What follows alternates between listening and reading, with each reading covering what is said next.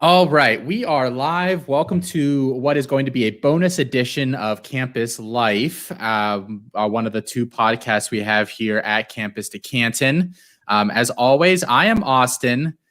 I am here with Colin, but for those that aren't watching this in the moment, I'm also here with Matt Bruning, with Felix Sharp, with Alfred Fernandez, and with Jarek Backus. And we are here to do the second part of our spring series here that we're doing our positional summits. And tonight we are focusing on the running backs on the college side of things. We are doing a top 10 live here for everybody. And this goes, like I said, onto the podcast for those that are listening after the fact here. After the top 10, we are going to cut this off. We are going to go to a private link here on YouTube, and we are going to continue on beyond our top 10. And that list is going to be just for the members at our website. So if you guys have not signed up over there yet and you want something beyond our top 10 here, feel free to go over there. A month subscription over there is $2.99. A year is $29.99. So if you're just looking to get the running backs and then get out, sign up for a month, look around, see what else we've got before you're on your way out. We do appreciate that. But beyond that, I think we're just going to hop right into this, guys. So I'm going to go ahead here to start things off. And, how's everybody doing tonight? I mean, I've got all you guys on here. I'm just chatting without thinking about you guys. How's everybody doing? I'm good. It was a super busy weekend this weekend, coming to you guys live from the new digs here. Ooh. So yeah, this is the guest room. So it's clearly not set up. I got a mattress back there, an exercise bike over in this corner, a random shelf over there. So we're still working on it, but super busy weekend. But yeah, definitely excited to hop on here and talk some ball finally. Nice. And Alfred, you were away for the weekend, right? Oh, I am relaxed and refreshed. You seem like it. I was off Twitter for most of the weekend. I hopped in and out, followed the tournament just a little bit. Got my Campus2Canton hoodie that I'm wearing right now. But yeah, I feel great. I'm definitely glad to be back in the swing of things today. Kind of got onto one of my articles I've been trying to finish up. Got back on the Clubhouse this afternoon for the fantasy football commute. And I'm feeling good. I'm glad to be back in the swing of things, but definitely needed a little bit of a pause button. And it was really nice time with the wife, no kids, no dog, silence. We really just sat there in silence, actually, is pretty much all it was. Okay, nothing wrong with that. And Jarek, you're joining us here tonight. You are not on the quarterbacks with us, but you have gotten the start on your running back rankings here. So you're hopping in and letting us roast you here for an hour or so. Yep, dipping my toes into the roast, it looks like. This might be his only appearance. We'll see. We'll be nice to Jarek tonight on the first time, and we'll see how it goes. Hopefully I get a second use out of this nice new mic. Oh, all right. There we go. A maiden voyage. All right. So I am going to go ahead and just say our top 10 running backs off the bat. We're not going to, tease this out and string it along as we go. Our top 10, and should I go 10 to 1 or 1 to 10, guys? 10 to 1. I kind of like 10 to 1, actually. Yeah. I kind of did too. Okay. So our top 10. Number 10 is Kendall Milton from Georgia. Number 9, Jace McClellan from Alabama. Number 8, Kyron Williams from Notre Dame. 7 is Zach Evans from TCU. 6, Travion Henderson from Ohio State. 5 is Jahmyr Gibbs from Georgia Tech. 4, Isaiah Spiller, Texas A&M. 3, Tank Bigsby, Auburn. 2, Breece Hall, Iowa State. And number 1, Bijan Robinson from Texas. We are going to start the discussion with Bijan here tonight. And Colin, I'm going to kick to you first. Why is Bijan, in your opinion, basically a unanimous RB1 here? We only have one person that does not have him ranked that way. And we'll get to that in a minute.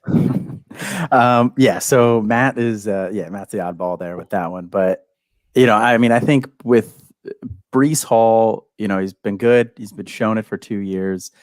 But, what Bijan Robinson showed at the end of the year there, when he finally started getting some carries, he didn't get double-digit carries until the Baylor game. He had 55 yards in that one. Next game, 13 carries, 59 yards, hit a couple receptions there too. But then the West Virginia game, 12 carries, 113 yards, averaging 9.4 yards a carry.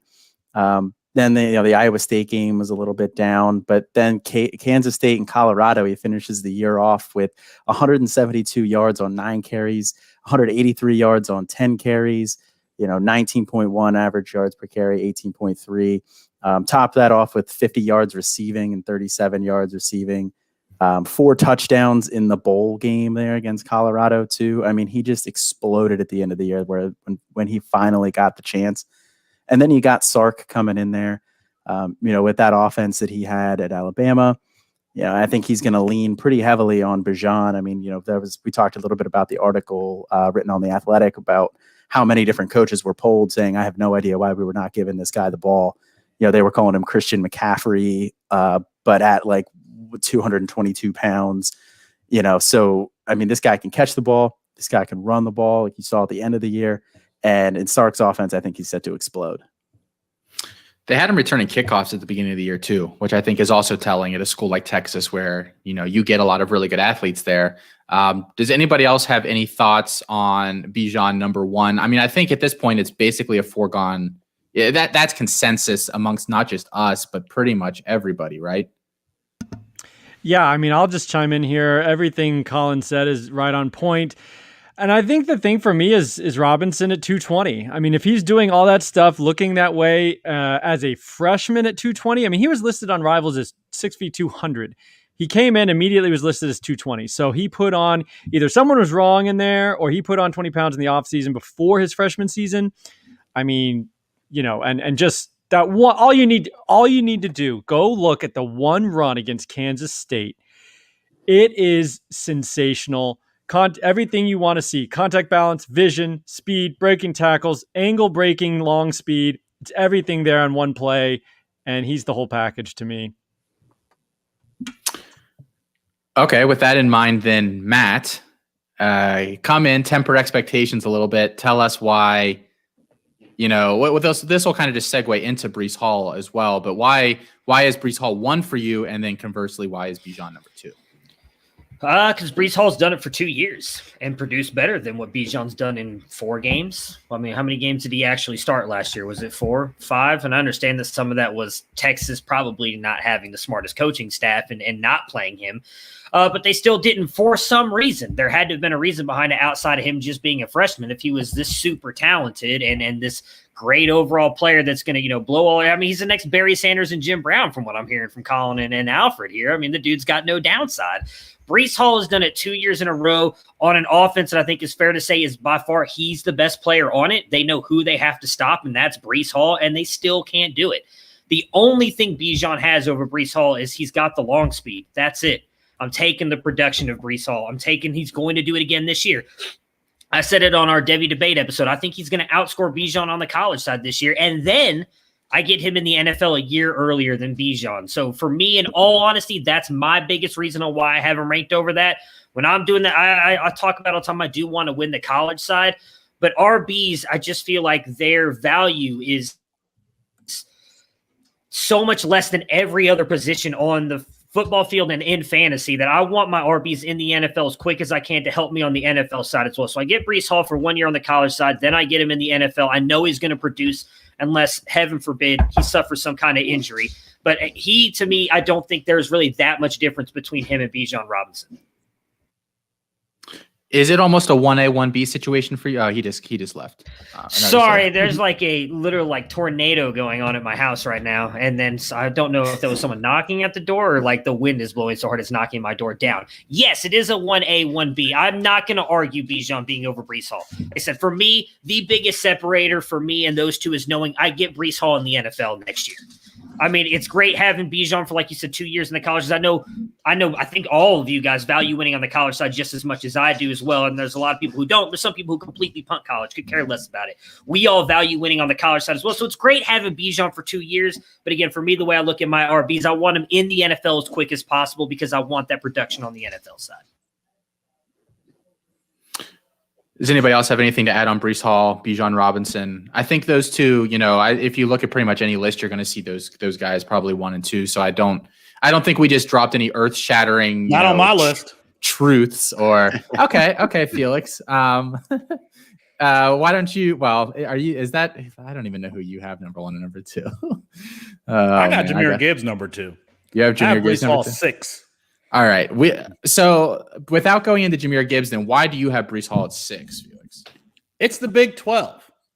I wonder whether or not Breece Hall is an elite athlete. That's the only thing I give a damn about at the running back position.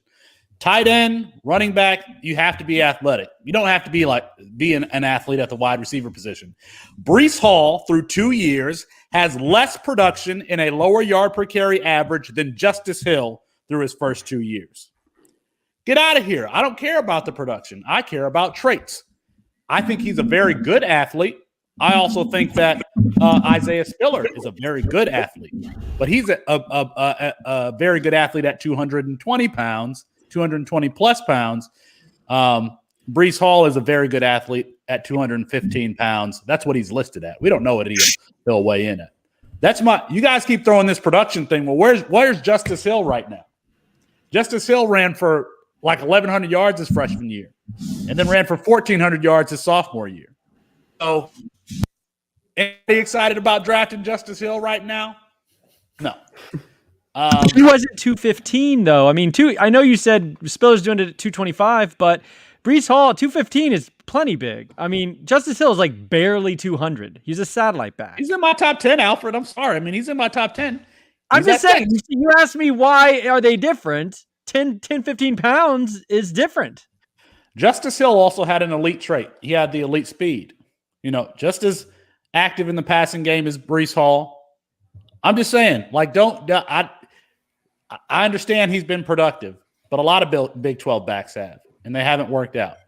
I don't know. I just don't know if he is, going to go run a 4.4 in the 40, jump 38 inches and have a whatever inch broad jump. That's what I want to see at that position, especially to be ranked in my top 5. Everyone that I have ranked ahead of. Go ahead. Sorry, I thought you were done. What did you miss, Bruning? Go ahead. Did I miss when Texas got moved out of the Big 12? Did I miss that at some point? When did that happen? Because Bijan Robinson's running against the exact same competition. So what does Big 12 have to do with anything? 220 plus pounds. I've said that already. He's 220 You're plus comparing pounds. Breece Hall to Justice Hill, which you're right. Yeah, he did better YPA than him 1 year. In 2018, he had a 5.9. No. Through his first 2 years, Justice Hill was more productive than Breece Hall. 1,400 yards. 1,400 yards and 67. Hold on. In 2 full seasons. His second season was 1,467.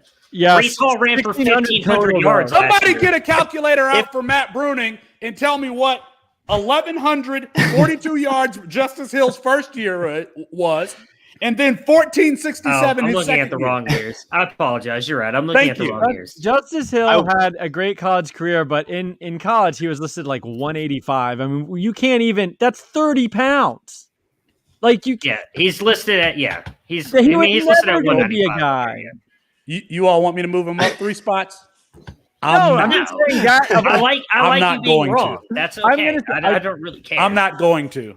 I think I agree generally with your premise. I agree with wanting an elite athlete at the running back position and all that. My only beef is we can't compare him to Justice Hill. That's not a fair debate point. But everything else, sure, that's fine. You can have him at 6, but he's not Justice Hill. They're not even comparable. They're very much comparable. I would like to hear Jarek Get out of my face. I do want to add from an advanced stats perspective, adjusted yards per team play, stat created by Anthony Amico. It's just yards per team play, but reception yards count 2 times as much as rushing yards, 2 times as important. So Justice Hill didn't really touch Breece Hall in that metric.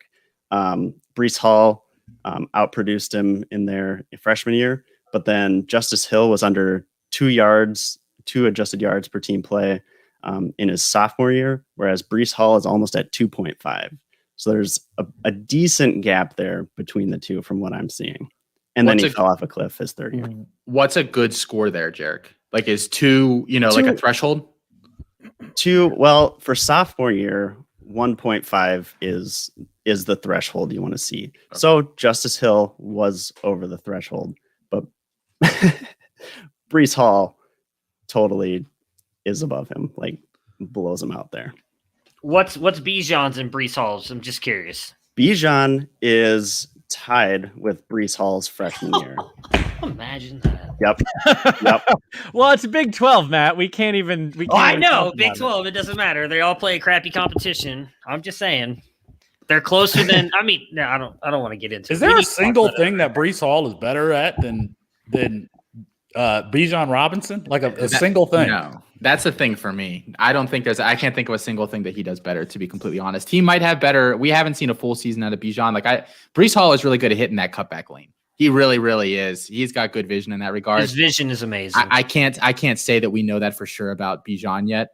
You're right, because he's played 4 games. But Four if games? Bijan's the athletic, specimen that we think he is, then I think vision matters a little bit less for him. Where Brees Hall probably has to be not perfect in that regard. He's not like a crap athlete, but he has to be a lot better in those areas to succeed, in my opinion, than a Bijan Robinson probably does.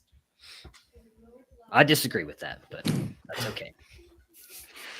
I mean, again, you guys know how much I care about vision. And I think that is the key to a running back being successful. It's why I think Travis Etienne's, I shouldn't say fail, is not going to be as good as Javonte Williams. And I don't even know who the top guy is anymore. Since I'm so frustrated. Najee Harris. Those two are going to be far better, in my opinion, than Travis Etienne because of their vision. If you're telling me that Bijan Robinson doesn't have great vision, now, again, you're right. He's only played in 4 or 5 games, whatever it was. So he's got time to improve that. I'm not going to write in stone that the dude has no vision right now. But if that never improves, I'm sorry. Give me Brees Hall at the next level because vision matters. If he's running into the ass of his offensive lineman on every play, that athleticism don't do shit for him because he's not doing anything. So wait, are you alleging that that's what Bijan Robinson does? Because I don't think we know whether Bijan. I don't think. Oh no, I'm agreeing with you. Nothing's written in stone. Nothing. He's played 5 games, but in 2 years, what I've seen out of Brees Hall has been more productive than what I saw in 5 games out of Bijan. Okay. I mean, I think if we just go back and forth anymore on that, we're going to be beating a dead horse. So I'm dropping Brees Hall in my rankings. Every time Matt talks about him from now on, it just drops 1 spot lower for Felix. All right. So number 3 here. I don't agree with this one as much. So I'm going to probably stay out of this discussion, at least initially here, but we have Tank Bigsby. So I'm going to toss this one to Alfred first. Who, just a peek behind the curtain for everybody, right as we went on, said, actually, I don't even know if I want to talk about Tank Bigsby at number 3.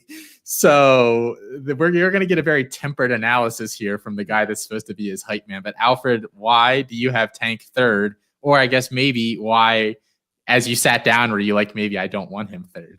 Yeah, and I did this with the quarterbacks. When we had the discussion, I realized there was a couple of guys I definitely needed to shuffle around, and probably going to happen after the running backs as well. Everyone makes good points. I got to be water, right? Got to be fluid.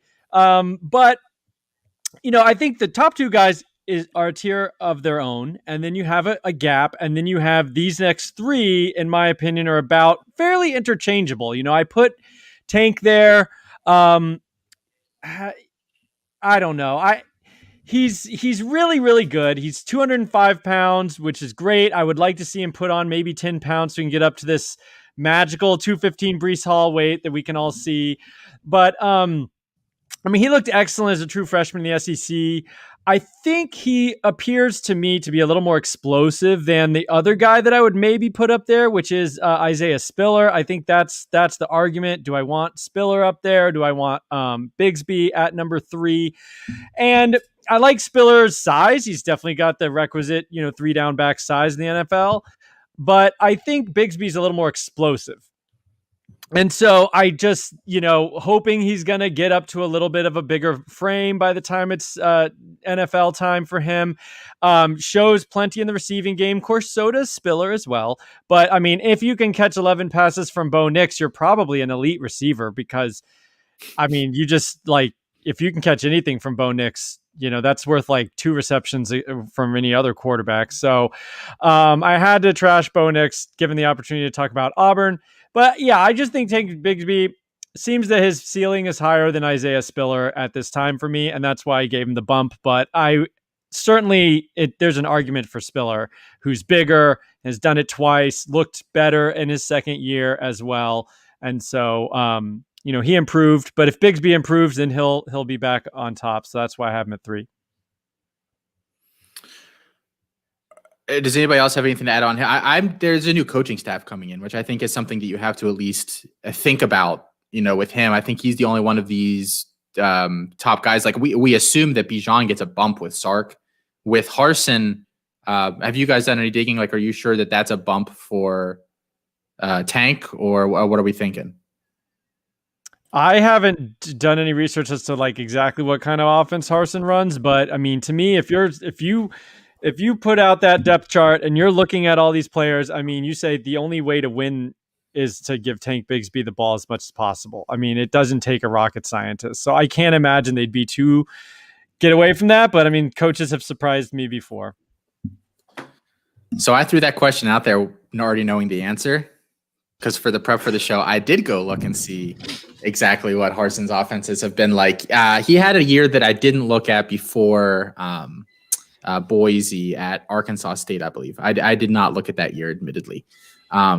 And he was at Texas. He was a co-offensive coordinator or something. I honestly don't really know what that's all about. So I took the years where I think he at least had his thumb, on the game plan, probably week in, week out. That was 2014 to 2020 at Boise State. And I just went through and looked at his touches that he gave his RB1 versus RB2.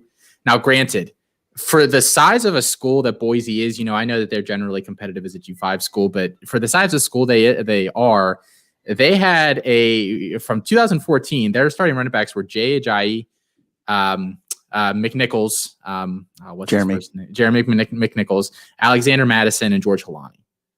That's a pretty darn good group of G5 backs, back to back. So he's done a good job either, identifying or developing these guys or whatever. But his RB1 in succession has gotten 28 touches per game, 22 touches per game, 27 touches per game, 17 touches per game, 25, 16, and 18. His RB2 has gotten less than half of his RB1 touches virtually every single year. So I have to think, if you're looking at it from a college production standpoint, that has to make you very happy, because it sounds like Tank Bigsby getting a whole lot of touches next year.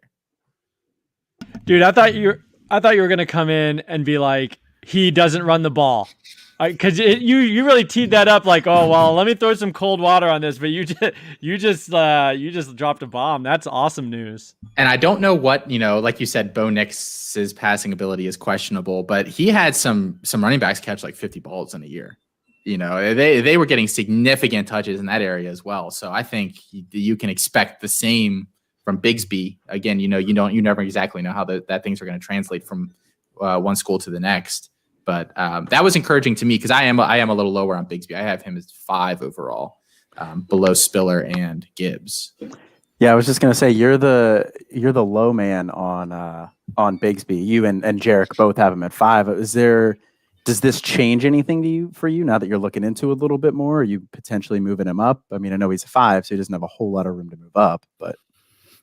The real debate for me is going to be, and I'll let Jarek hop in here in a second and let us know why he has him lower as well. But the big thing for me is I like Bigsby, and I think there are flashes there. I don't think he has put it all together yet.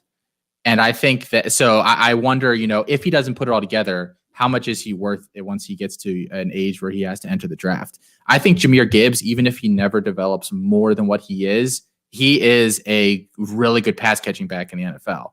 And I think Spiller has already shown through 2 years that he has an all-around skill set that, barring injury, I see him being like at minimum an RB2 in the NFL for at least a couple of years. So I just need to see a couple games out of Bigsby, and I need to see him just be more consistent in general. With his vision, with his, he's physical. I don't question that. And I don't necessarily question the hands. I just need to see the package come together, personally. Jarek, what are your thoughts?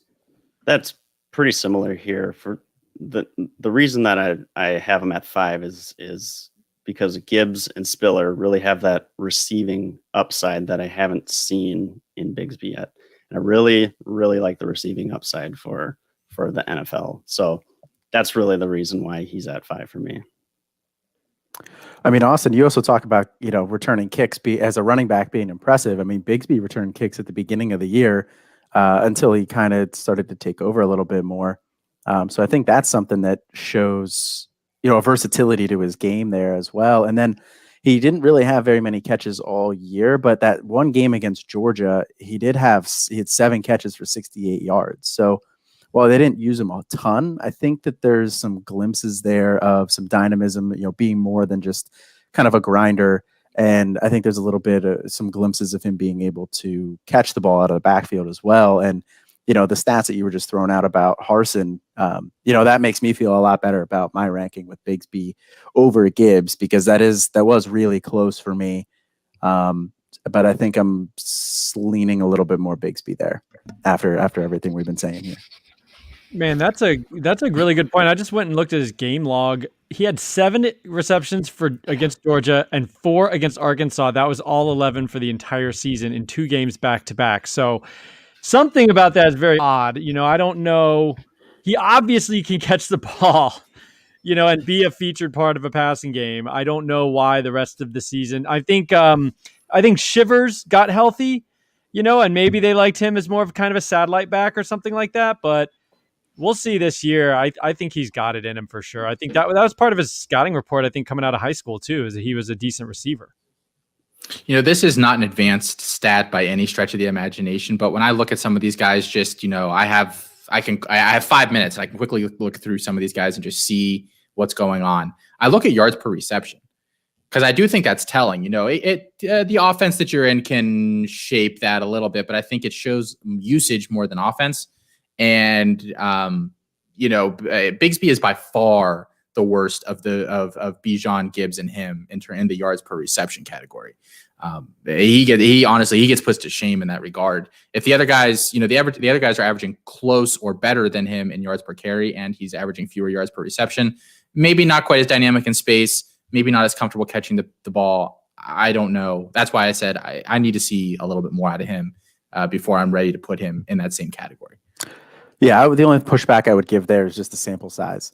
I mean, in the game against Georgia, he had 9.7 yards per reception, which is, that's good. That's like on par with Breece Hall's career average. So it's one game, but I don't necessarily think you can dock him too much for that.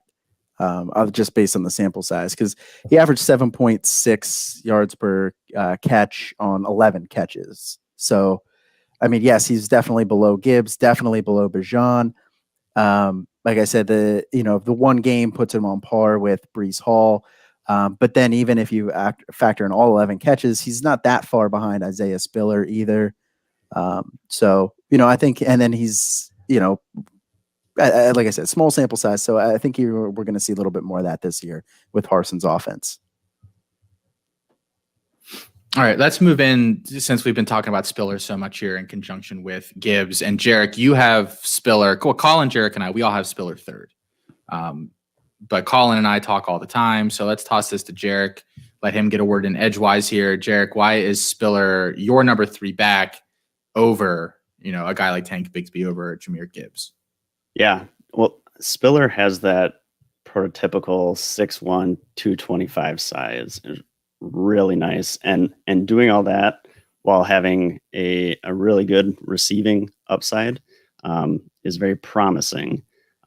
His adjusted yards per team play has been above the top 24 NFL players average each year, only behind Breece Hall as a sophomore of these top 10, which is why he's behind Breece Hall. That name keeps coming up like he's good or something. And his reception yard market share is only behind Kyron Williams in sophomore year, ahead of Breece Hall. But yeah, so kind of all this mixture of his these advanced stats, his receiving upside is what puts him ahead of, Tank Bigsby for me. And I think he is a little bit better rusher from what I've seen so far than Jahmyr Gibbs is, which is kind of why he's above him for me too. I think that's all fair. Colin, do you want to hop in because you have him at 3 as well? Yeah, I mean, I like Spiller a lot. For all of the reasons that Jarek touched on there as well. His receiving prowess out of the backfield. 29 catches as a rookie, 20 catches as a sophomore year, only through 10 games. So averaging 2 catches a game this past year. But so you like to see that checks a box. But that also happened with Anais Smith back there too, who they kind of use as like all over the field. So they use him in the backfield some, they throw to him out of the backfield too. So he has another dynamic playmaker there that kind of siphons off some of the receiving work from him. So I'm not too worried about, the numbers not being super high. I mean, 20 catches is kind of like a threshold that you kind of look for. I think that was what Kyle Francis was saying on the Devi debate the other day, right? He looks for like a 20 catch season. I think you mentioned that. Yeah. So that's like a threshold. That's a good threshold that he hits. But, so I'm not worried about the not having more receptions there. But the one thing I will say I am a little bit worried about moving into this next year is the competition that he's going to have, with Smith there, like I said, and then, you had A-Chain who popped off in the Orange Bowl, and they bring in LJ Smith as well. So I don't think that Spiller's necessarily going to have as great of a year as he did this past year, 1,000 yards over 10 games, over 100 yards average per game. I don't know if he's going to hit that this year, but that doesn't change the fact that I still think he's a very good runner. He improved a lot from a freshman year to sophomore year, just technically. And he always had that athleticism too. So that was never really a worry. So I think as long as he doesn't, as long as you don't see him fall backwards from a technical standpoint, as long as he doesn't, as long as he maintains the vision that you saw this year, some of the patience that you saw this year too, I'm not worried about his production from this year. I'm looking more at him for him moving on to the next step. I actually like the fact that the backfield is crowded there now at Texas A&M, the same way Georgia does. Georgia always has, a loaded backfield. DeAndre Swift was never a, 25 touch a game guy at Georgia. Neither was Sony Michel. Neither was, who's the other running back that I'm thinking of? Yeah, right. Neither was Chubb. And it preserves their legs for the NFL. So I don't have a problem that he's going to be splitting time with A-Chain and LJ Johnson. And that's a plus for me, because you got other Tank Bigsby. Tank Bigsby might be out of gas by the time he gets to the NFL. And I think that's been proven to be untrue, but we saw how slowly Jonathan Taylor started the season last year with the Colts. And I mean, he got the ball just,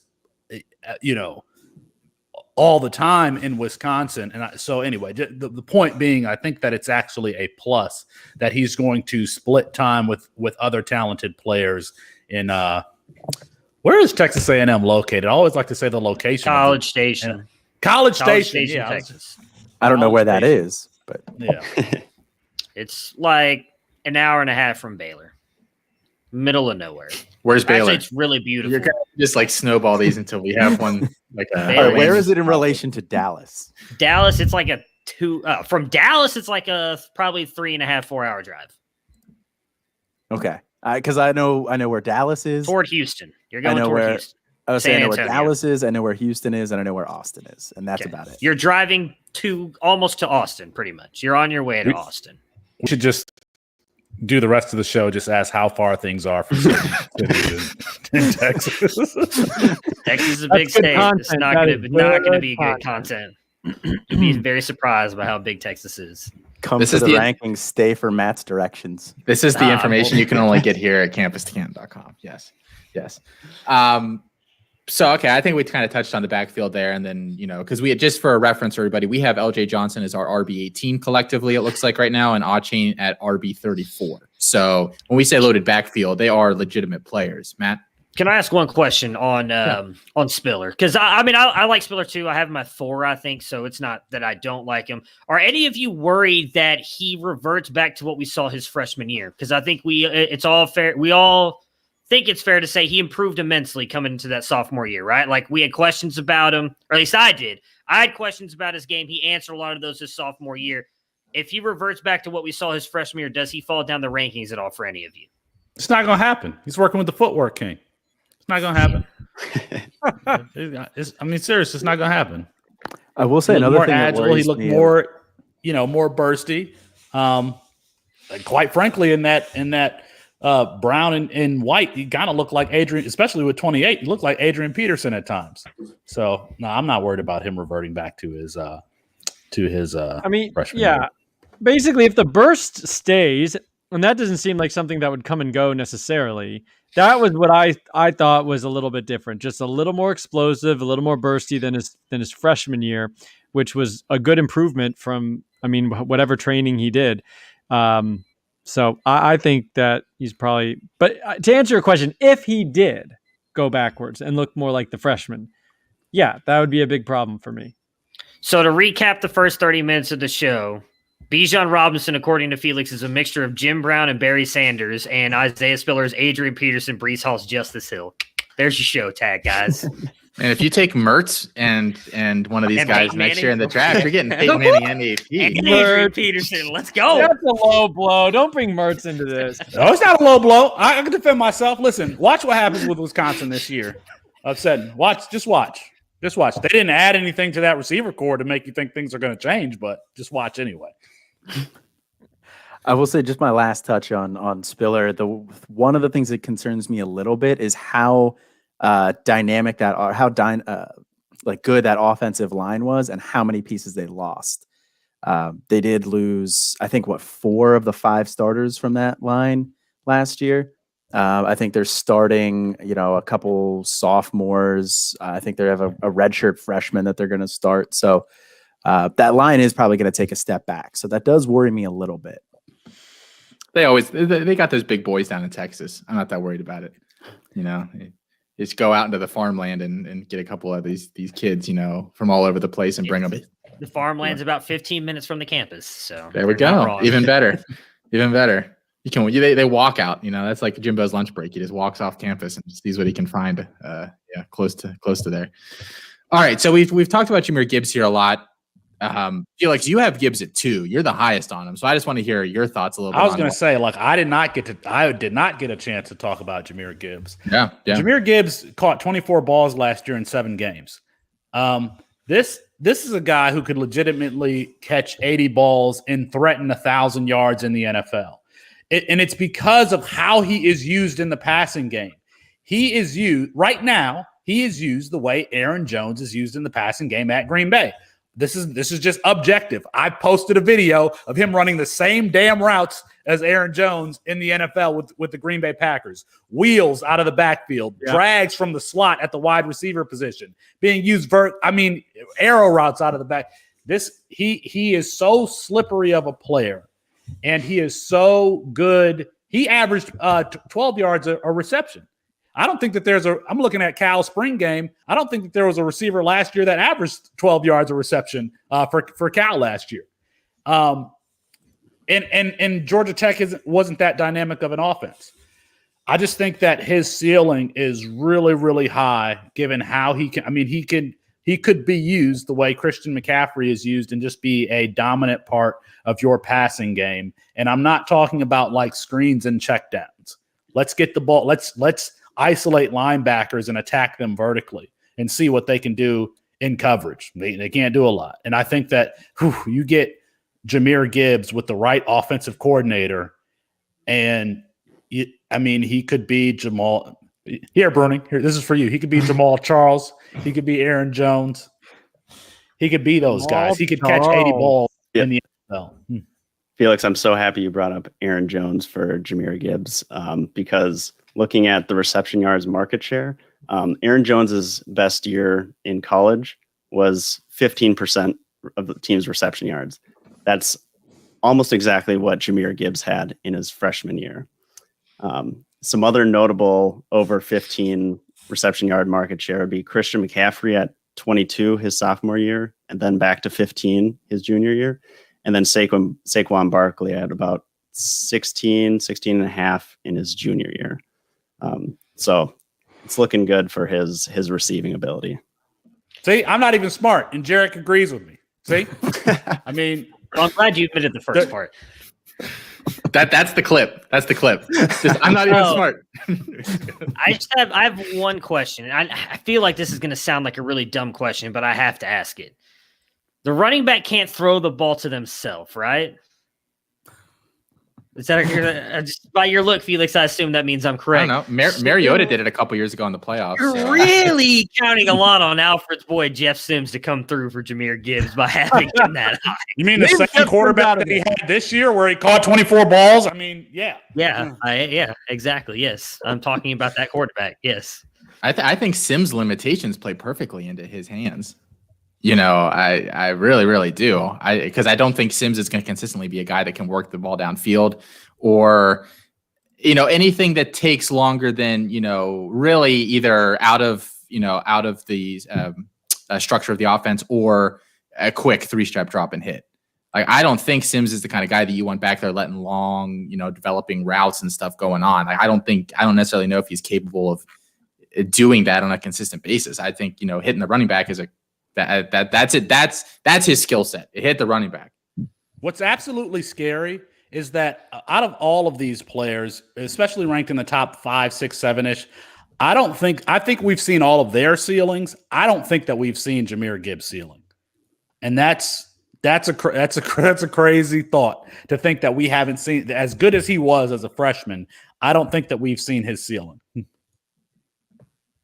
Yeah, I'd agree with that. I mean, I think he scared me a little bit, I guess, sitting right there at 200 pounds, but I probably shouldn't have been too worried about that. I mean, Jones is doing it. Chris McCaffrey's doing it. Jamal Charles did it.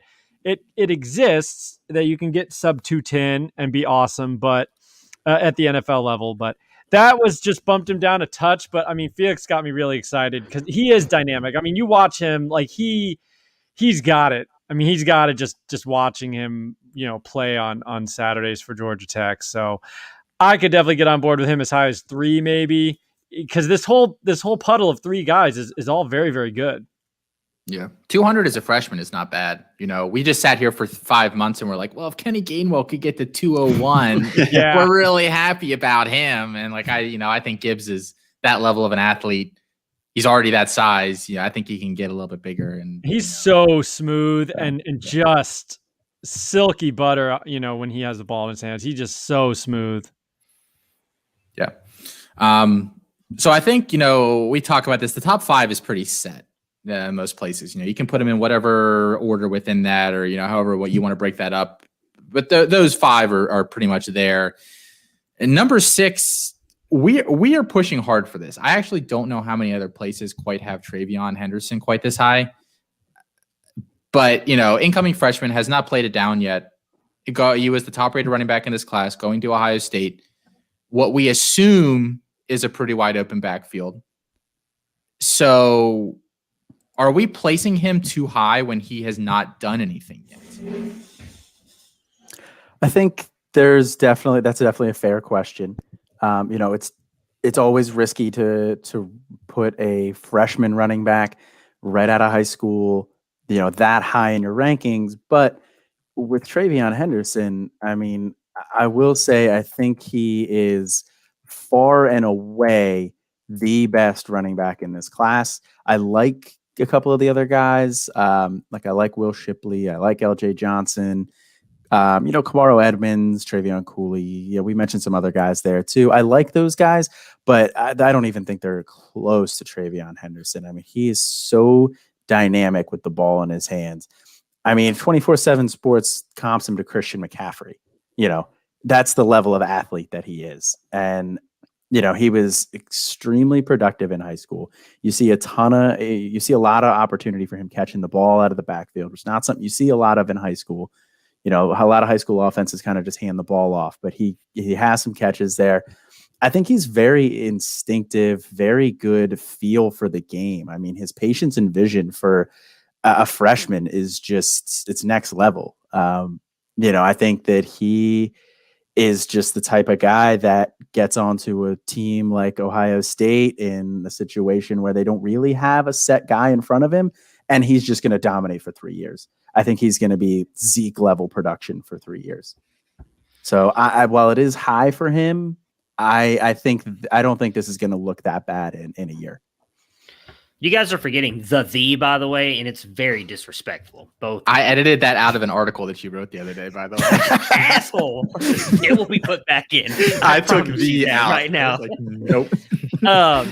No, I agree with Colin. I think the one thing a lot of people may not know or may overlook with him is we're talking about how good he looks right now, right? And obviously you have to vary that somewhat in the high school competition that he played, not necessarily the best competition. I made a joke about it, I think I don't even know. We, as Felix, I believe, said recently on a podcast, we record so much podcast. I don't really remember where I said some of this stuff, but you could watch his highlight reel on Huddle for like 10 minutes before you actually see him get tackled like that.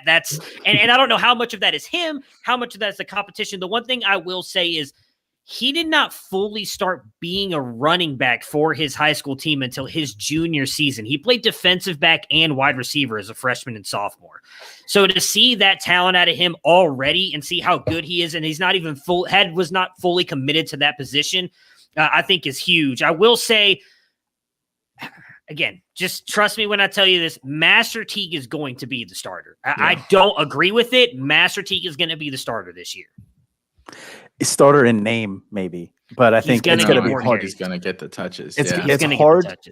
It's going to be hard to keep Travion Henderson off of the field, I think. I don't disagree with you. The first couple games, I promise you, Master Teague is going to outcarry Henderson. Even if it's just the first 2 games, he's going to outcarry him. Well, didn't you see that picture of Master Teague like doing a push-up or something the other day? I did. He's looking large and in charge. You know? Was he? Let me throw in here. I haven't heard this said yet, but a Campus2Canton exclusive. I just went on the Ohio State website because Henderson's an early enrollee, right? So he's already gotten there. He's waiting. He's pulling a Bijan situation where he's already listed at 5'11", 210, which is 15 pounds up from his 24/7 weight. And so, I mean, that's huge to me, like right off the bat, whereas Bijan was listed at 200 and went to 220. If he's 210, there should be no problem for him to get as much usage as we really want. I hear you. I mean, coaches do this kind of crap all the time where Master Teague may be, what it would be, SINO, a Sino, starter in name only, something like that. But anyway, I was pretty interested for the early enrollees. We can get a good glimpse right away at their listed weight on the team website. And that's pretty nice to see him 15 pounds up from the 24/7 weight. Everything else you said is on point. I just wanted to add that. I wanted to look this up before I wanted to verify before I said it. So, like Derrick Henry's high school stats are stuff of legend. He ran for like 4,000. He ran for 4,000 yards his senior year. But he ran for 2,000 yards every single season that he played. Travion Henderson didn't play this past season because of COVID. His last season, he ran for about 2,500 yards on 198 carries. All right. Derrick Henry, his freshman year, also his freshman year in high school, he ran for 2,500 yards on 313 carries. Travion Henderson's averaging 12 yards a carry. Derrick Henry's sophomore year, he ran for 2,800 yards, essentially, on 313 carries again. We're talking about a kid who had 100 less carries and is putting up similar statistics. And then we didn't get to see what he would have done as a senior. And I believe that he's an elite athlete. So I think I have him 4 above Breece Hall. I mean, I'll just add to, like, sorry to cut you off, but you're good. Someone mentioned that it's 6 minutes into his tape before you see him get tackled. I mean, I wrote, I think, or in my podcast when I was talking about the incoming freshman running backs, like, I don't know what his power is like as a runner because he literally never needs to use any ounce of power because people can't touch him like that. he's so shifty, and he just goes and does all these little stutter steps, and he's just always bouncing around. Nobody can get a hand on him. So I said it's an incomplete grade. I don't know what to say about his power because literally no one touches the guy in his highlight tape, and it's just remarkable. You want to know what his power is? Go check out my article on him on the Campus to Canton website where he levels a quarterback playing defensive back. That's his power. It was okay. It was fine. Felix, you'd blow your ACL out trying to make that tackle.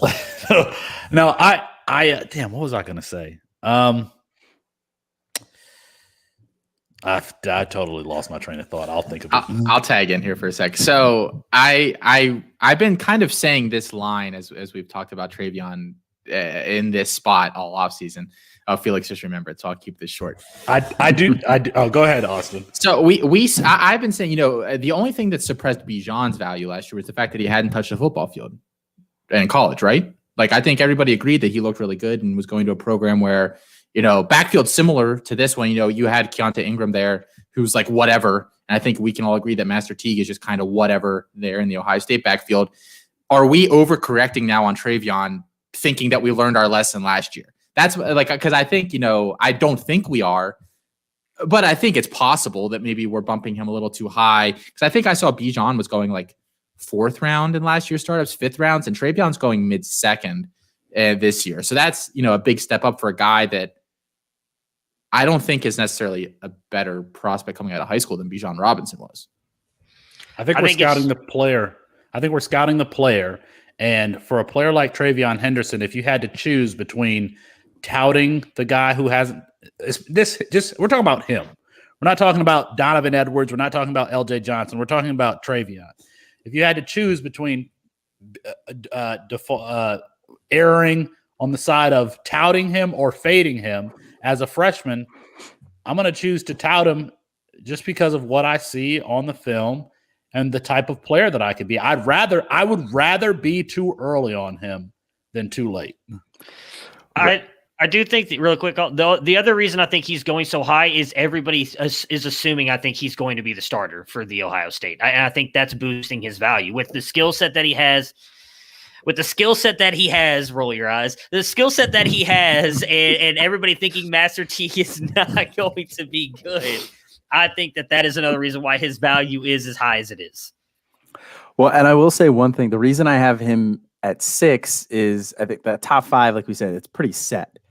And then after that, it's pretty murky. Like, I don't feel that great about the guys after that. And I mean, we'll get into them here in a minute or two, but there's definitely holes in all of their games after the top 5. So that's why I slot him at 6 because they're, our biggest question mark is he hasn't hit a field yet, but he's checking every box that you like to see so far as an incoming freshman. And I think he has a really high ceiling. Now we're pricing him pretty close to that. But like I said, there's enough holes in the guys below him that I don't have a problem slotting him in right there at 6. Yeah, I think that's exactly what it is for me too.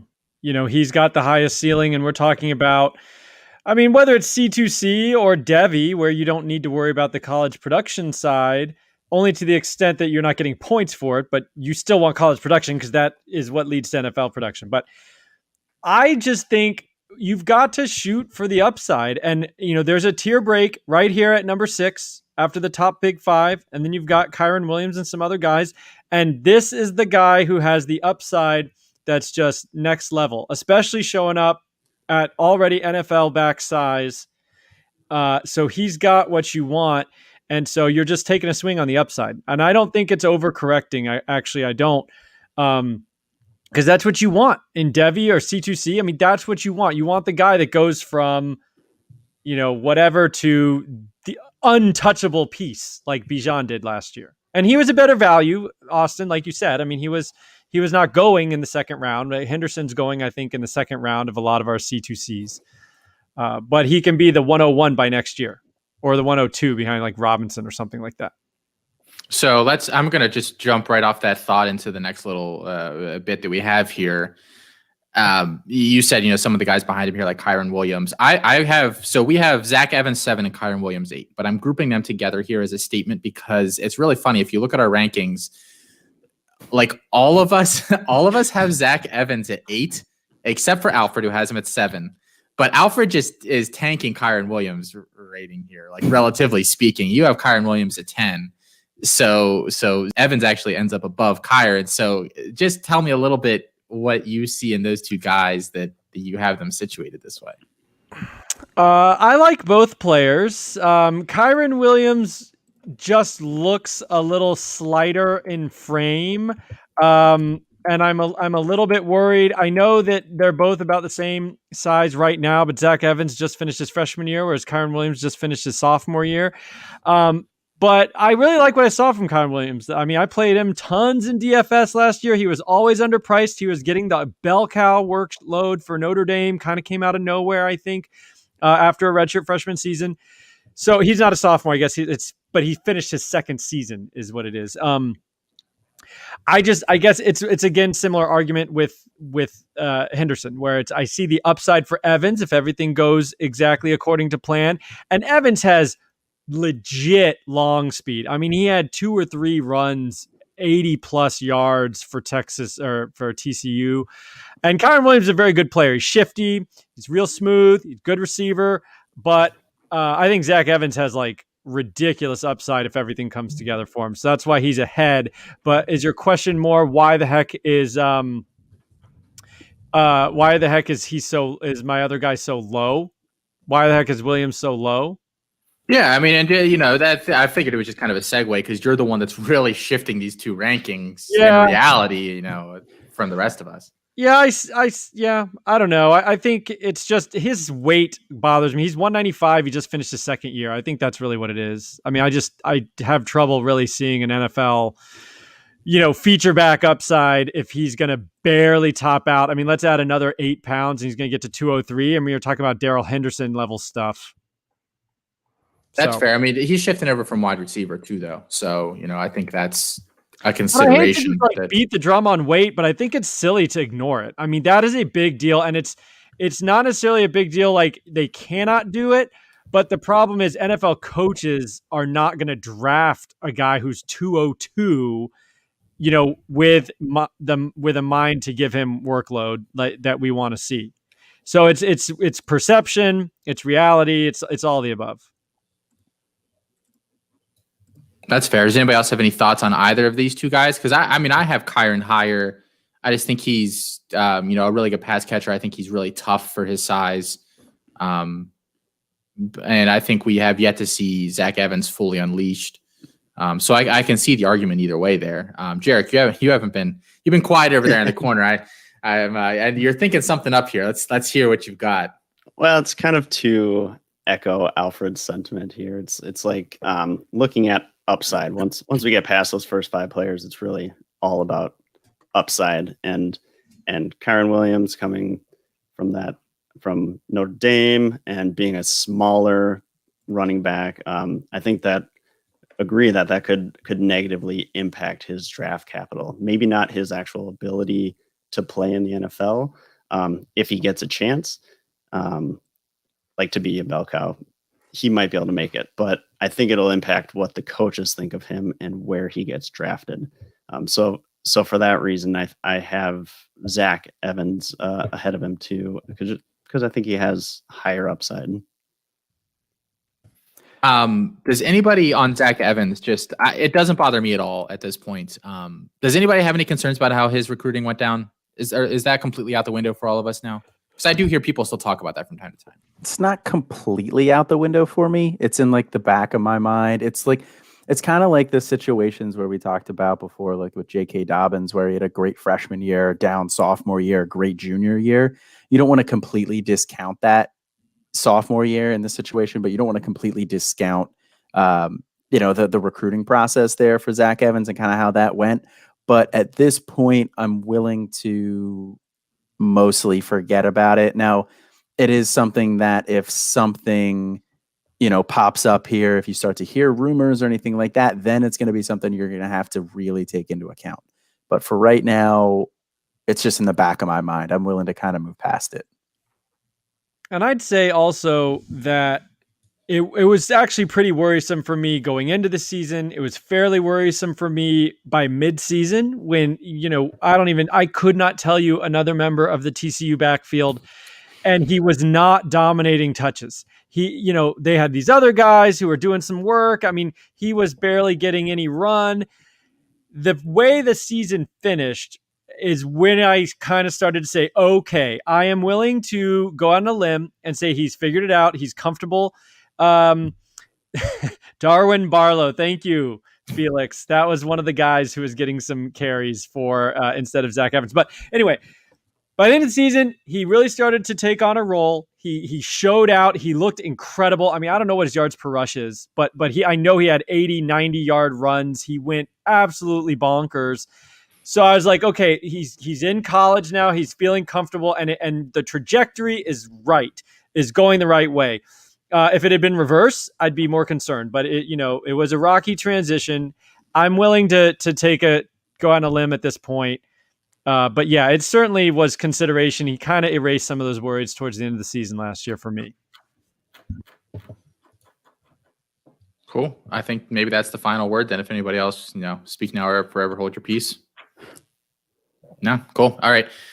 So the last two guys here, I think it's right to lump these two guys together, and Jason McClellan and Kendall Milton, because they're both in crowded backfields here. We're not even sure production-wise what they're going to do here in 2021.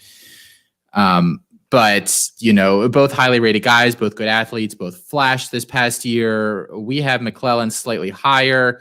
Jarek and Alfred are joint highest at McClellan at 6 overall in their rankings. So, Jarek, I will toss to you first. What do you love about him that bumps you ahead of some of these other guys? Is it just the upside? Yep, it is upside again. I mean, he's got prototypical size, really, 5'11 to 212. I have him at good recruit. And his efficiency in I know it's small sample size, and I hate to do this, but he had over 10 yards per attempt in his freshman year, and just destroyed every time he got the ball. So that efficiency, being on Alabama, where if he does anything, he'll get draft capital because Alabama, and then just the kind of the mix of Zach Evans, somewhat woes freshman year, and Kyron Williams, not as high as on him as everyone else. That's kind of what pushes Jace McClellan above them for me. Alfred, you're the other guy, so. Yeah. No, I think I want to echo pretty much what Jarek said. And for me, it's the exact same thing of upside. And I think it's an interesting point, and this is exactly how I'm thinking about it as well. Just like Jarek, look, the fact that he is at Alabama, we have to think about this as a stock. I think, you've got Jason McClellan's stock. He does anything next year. He even leads the backfield. Maybe he doesn't go for 1,000 yards, but he leads the backfield as a true sophomore. He holds off Wheaton. He holds off Trey Sanders, and Brian Robinson does whatever Brian Robinson might do. But he leads the backfield, scores maybe 10 touchdowns, 850 yards, averages 6.5 a carry. All of a sudden, people are projecting as a junior, he's going to go crazy, going to go to the NFL. I mean, I think that's the kind of thinking that worst case scenario, you don't like Jason McClellan. You don't believe in him for whatever reason. He just does that. You flip him and you can get probably whatever you want. So I think the fact that he's at Alabama is meaningful, not because it changes his talent level, but it's going to change the perception of whatever he may do next year. That and what Jarek said about, I think he showed out. I think his high school tape for me was really, really impressive. I thought he was incredible at his size, kind of showed everything you want to see in a bell cow, et cetera, et cetera. But I do think the fact that he's in line to maybe lead the Alabama backfield next year is a big deal for perception. Hey, Colin, you had mentioned one time on, I think, Campus Life that he was the highest spark guy in his class coming out of high school. Is that correct? Did you say that? Someone else say that? I talked to a lot of people. I don't know. I also say a lot of things. No, I don't think that was me. I don't think I noticed that. Oh, never mind then. Shut up. No, just kidding. Go ahead. Someone said that to me one time. I've never actually looked to see if that's true or not. But if it's true, if we like, Felix, if you like athletes at the position, it's an athlete at the position. Where do you have him, Felix? I didn't even look to see where you have him. He's him at 12. I haven't been paying attention. Who are we talking about? Jace McClellan. Jace Brees Hall. Yeah. I thought I had him at 11. Right outside the top 10. You have him at 12. Felix, you have Kendall Milton at 11, it looks like. So you have both these guys, again, grouped right I'm like tweaking right now. So I also think that, part of this is me not believing. I think, unfortunately, I love Trey Sanders coming out, but it's just, it feels like it might be too much for him to overcome and become, what we thought he might be. And then I really don't think Brian Robinson is anything special. I think Wheaton's got a year to need to refine his game. So I think once the dust settles, it's going to be McClellan this year. And I'm not that thrilled with the rest of the backfield. In addition to athleticism, I just looked up his 100-meter. McClellan, 10.9 is personal best in the 100-meter, which is pretty darn good. I mean, that's like sub 4.6 probably, I think. And, converting to a 40 time. And he's, 215 pounds as a freshman. So I think he's going to be just fine. Long speeds there, 4.5 something. So 40. Yeah, I was just looking at his recruiting page, and I can confirm that he's the highest Spark rating on ESPN. There we go. So now I attribute that quote to Jarek. Jarek officially is the guy that said Jace McClellan is the highest Spark guy in his class. So. Highest in the power throw, too. Oh, that's... If we ever, he's strong. Matters emergency quarterback. If we ever need an emergency quarterback, dude, no, that's stiff arm, baby. That's just stiff arming guys down the field. We were talking about linemen off of him. We were talking about Cody Brown the other night, and that's he doesn't have running times really listed on 24/7. It's like his discus and stuff. It's like this tells you all you need to know about him as an athlete. Like they have his discus and his shot put and stuff over his Alfred, 40. Alfred, what did you guess his 40 would be? 10.9 is roughly it's sub 4.6, maybe high 4.5s, 4.55, 4.58. Got 4.57 here. And I will take that all day at 215 as a freshman. I mean, all day. That's beautiful. Right. Yeah. Any, I guess we should talk a little bit about Kendall Milton then, since, we talked that was all Jace McClellan. Do we have hope that he's going to produce anytime soon at Georgia? Because they have a lot of guys there. I mean, I know, Felix, you want to talk about Zamir White, and we're going to talk about him in the second part of this evening. But even beyond that, James Cook, Dewan Edwards, they apparently have made Lavoisier Carroll go to safety because they just have too many running backs there. He's not going to produce this year, right? No, but I don't know that I care. I mean, he's going to produce comparatively, within that backfield. Georgia, man, between Zamir White and Kendall Milton, they just have these dudes who are just look like animals. And they have big, thick thighs and big, thick frames. And they're guys that you just don't want to tackle. I mean, it's like they all went to a Nick Chubb factory and they just 3D printed these guys out. Kendall Milton is a player that I'm looking I think I have to move him up. He's not a player that you're going to want to start in C2C, but after this season, in 2022, he might get that backfield or take the lead in that backfield. He could put up some ridiculous stats, and he's he's what I like at the position. Big athlete, and he's huge. Both of those guys. And we saw, I want to talk about both of them, but we saw Zamir White get healthy at the end of the season, and some of the runs that he put, specifically in that bowl game against Cincinnati, it's just this dude was putting moves on top of moves, and showing the reason why he was the number one running back in that class. I really like both of them, and it doesn't matter to me that they're going to. I just moved him up. I'm going to have to give my rankings to Bruning because I can't update the spreadsheet myself. But I just put I could. It would just take me, forever. I just moved Kendall Milton up to 7, and I put Zamir White at 9. because I'm like, if I had to draft, I really like Kendall Milton. He does some of the things. I don't know if he can catch the ball yet, but I think he's going to be a powerful runner. And quite frankly, I don't know that the guys behind him are dynamic enough in the passing game to have them ranked ahead of him. So I just think that there are a lot of things to like about both of those two backs. And quite frankly, I don't know where you guys are at on James Cook. I wish I could see your I mean, I could just go look, but I like James Cook too. You like him a lot more than the rest of us. A lot more. What do I have him at? A lot more when I say a lot. Yeah, I mean, I thought so. I thought so. You have him, I thought I would. you have him at 49, Felix. Okay, The what rest- do you guys have? 67, 109, 117, 118. 109. Who is that? Who is that? I bet you I'm the lowest at Did 170. he know that? Did he know that 109 was bruning when he said that? No. Or? What? 109? I'm not even the lowest. God. What are you coming at me for? Someone has me 117. That's the first 100 that I heard. Yeah, I like think James. Cook's like a nice back.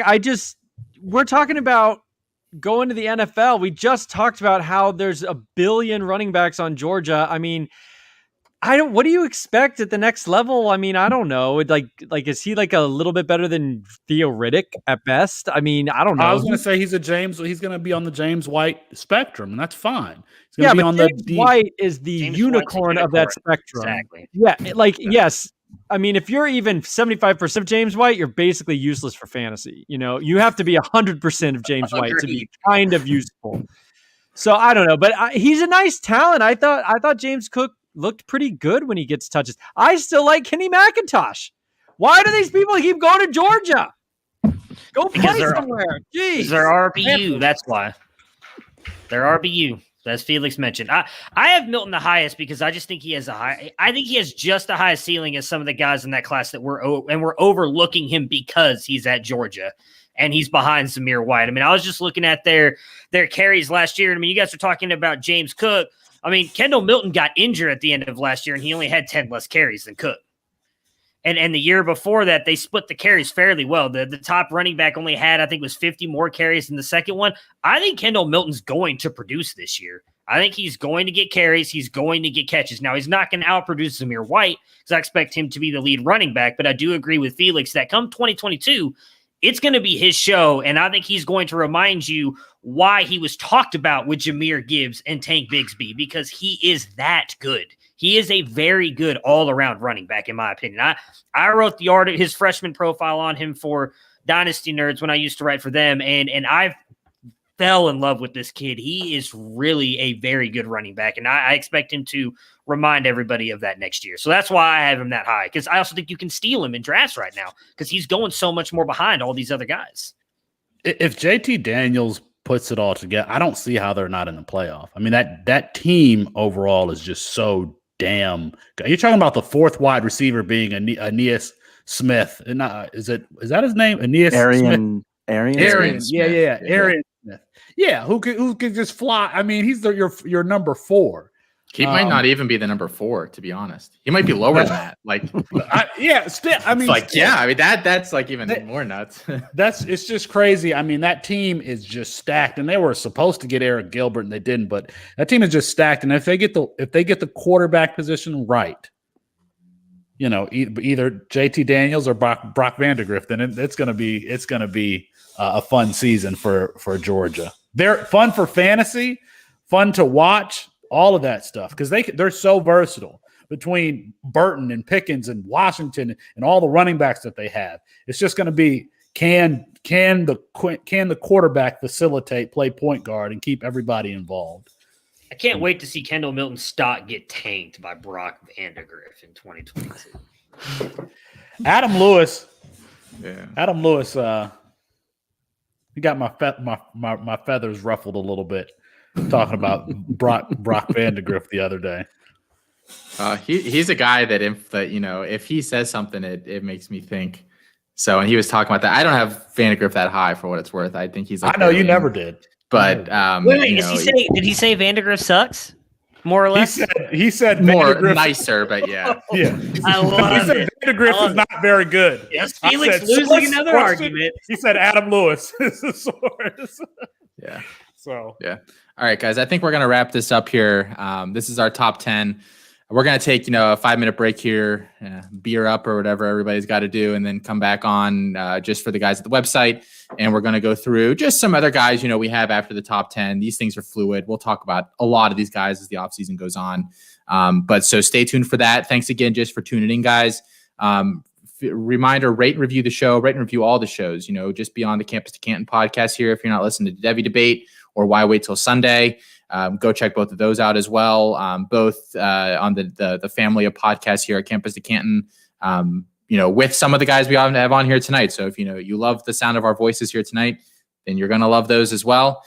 And for our show, I can't speak for any of the other ones, but we're giving away that Travis Etienne jersey right now. So rate and review that. Within the next couple of weeks here, we are going to give those away. I think that's going to do it here for this. Tune in, we'll be back later this week with the Canton Bound. Until then, I'm Austin. He's Colin. He's Matt. He's Felix. He's Alfred. He's Jarek. And have a good week, guys.